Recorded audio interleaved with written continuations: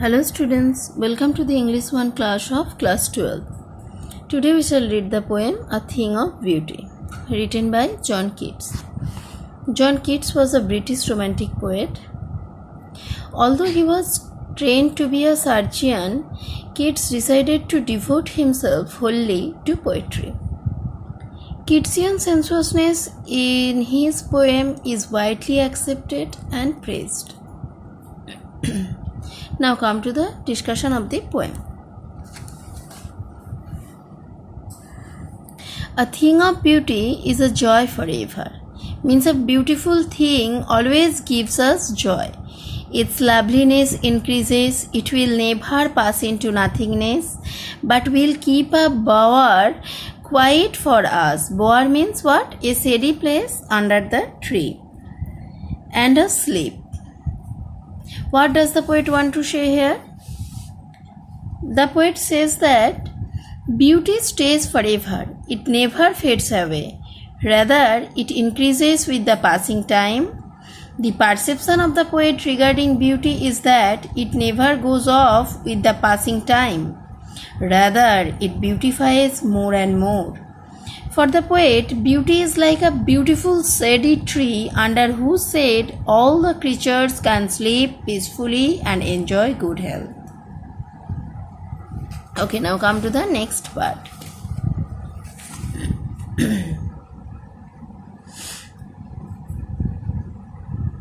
Full of sweet dreams and health and quiet breathing, therefore on every morrow we are reading. On every morrow means what? Morrow means tomorrow, but on the next day we are reading. Reading means we are surrounding in.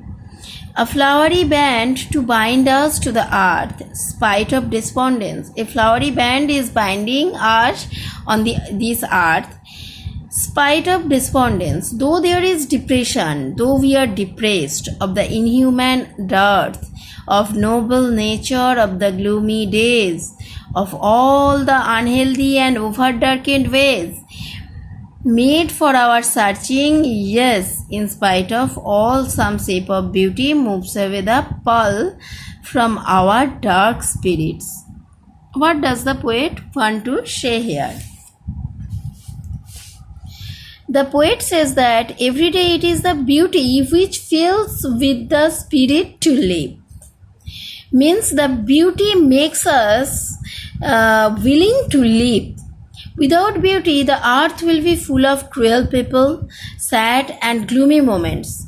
It is the beauty which is created by God which helps us to remove the sadness from our hearts. Okay? Means we are our earth or we are bounded by too much griefs, too much sorrow. Maybe our heart is filled with sorrow, but then also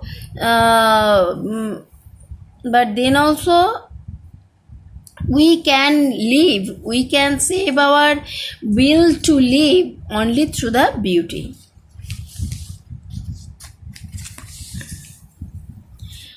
Such the sun, the moon, trees old and young, sprouting a shady boon. Means, and also we can find this kind of beauty obviously in the nature only.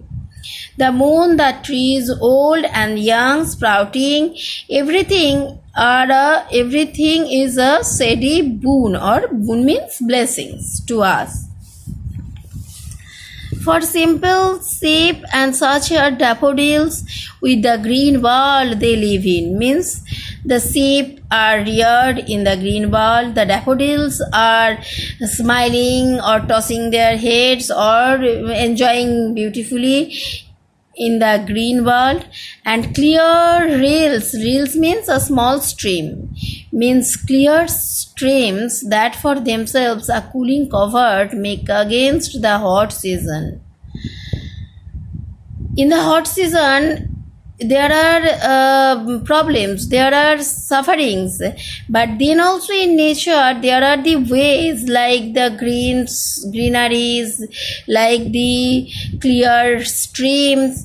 These gives us peace, or these soothes our heart and mind. The mid forest break. Break means to slow down something, a process to slow down something. Means what? Here the poet describes the beautiful things which are present on earth. These are the sun, moon, trees, flowers, and the rivers. The poet says that all these things are like a blessing bestowed on all the creatures on earth. He further describes that the trees provide us with their shade, flowers with their beauty, and rivers with their coolness during hot summers. All these are natural boon to us, and we should be engaged in natural entity. We should courage ourselves, means we should courage ourselves to be mingled with natural element. Okay, now come to the last lines. Rich with a sprinkling of fair musk rose blooms.